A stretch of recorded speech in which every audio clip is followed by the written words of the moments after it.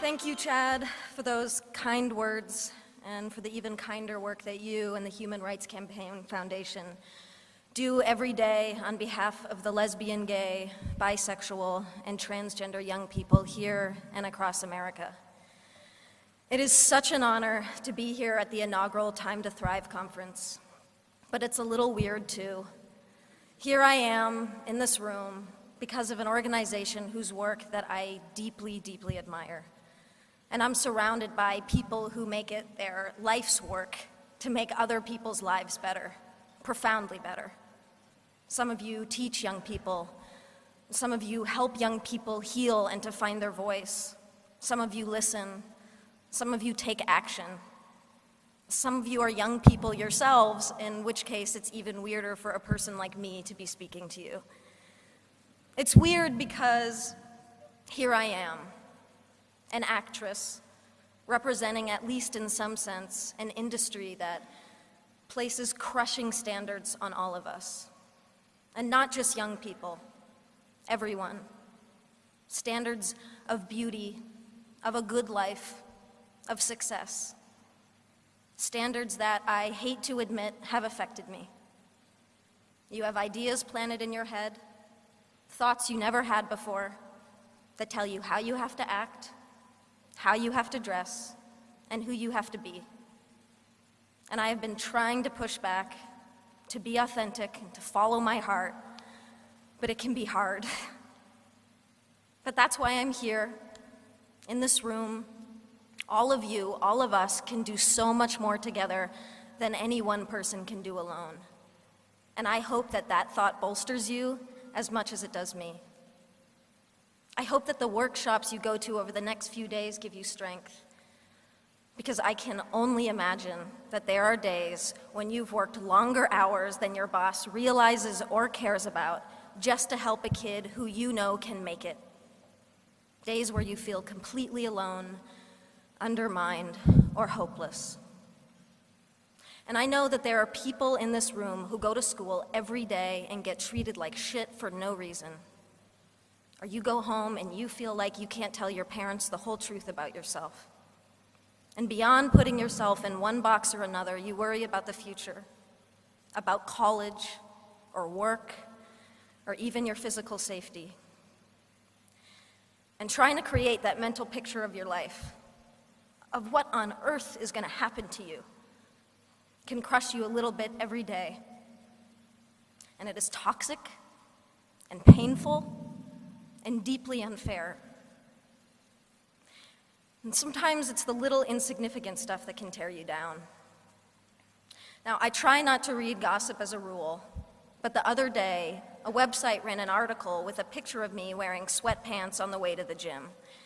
And the writer asked, "Why does this petite beauty insist upon dressing like a massive man?" "Because I like to be comfortable."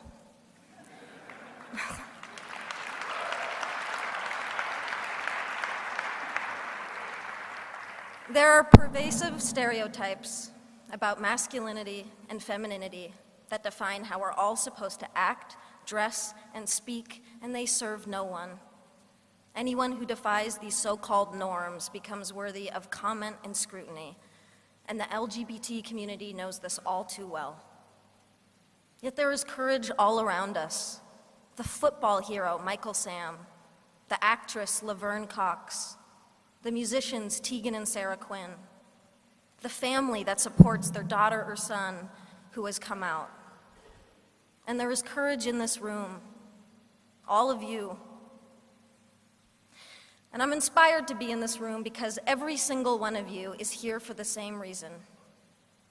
You're here because you've adopted as a core motivation the simple fact that this world would be a whole lot better if we just made an effort to be less horrible to one another.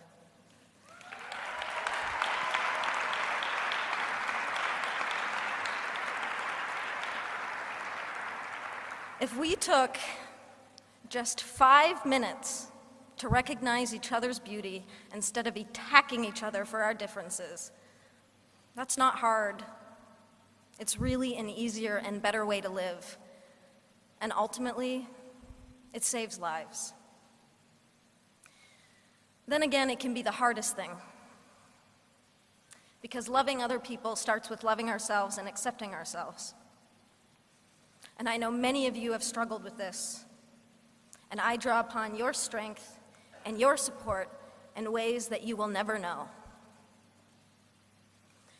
And I am here today because I am gay. And because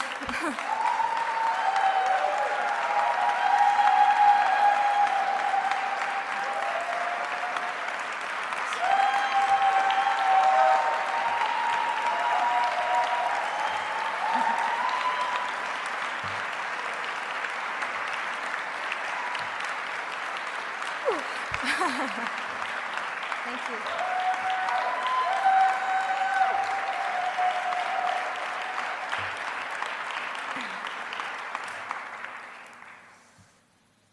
And because maybe I can make a difference to help others have an easier and more hopeful time. Regardless, for me, I feel a personal obligation and a social responsibility. I also do it selfishly because I'm tired of hiding and I'm tired of lying by omission.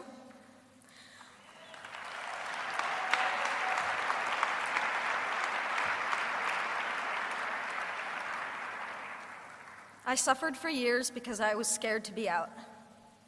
My spirit suffered, my mental health suffered, and my relationship suffered. And I'm standing here today with all of you on the other side of that pain. And I am young, yes. But what I have learned is that love, the beauty of it, the joy of it, and yes, even the pain of it, is the most incredible gift to give and to receive as a human being. And we deserve to experience love fully, equally, without shame and without compromise. There are too many kids out there suffering from bullying, rejection, or simply being mistreated because of who they are. Too many dropouts, too much abuse, too many homeless, too many suicides. You can change that, and you are changing it. But you never needed me to tell you that. And that's why this was a little bit weird.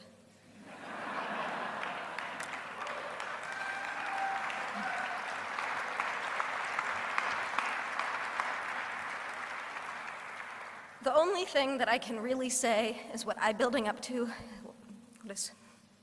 is what I have been building up to for the past 5 minutes. Thank you. Thank you for inspiring me. Thank you for giving me hope. And please keep changing the world for people like me. Happy Valentine's Day. I love you.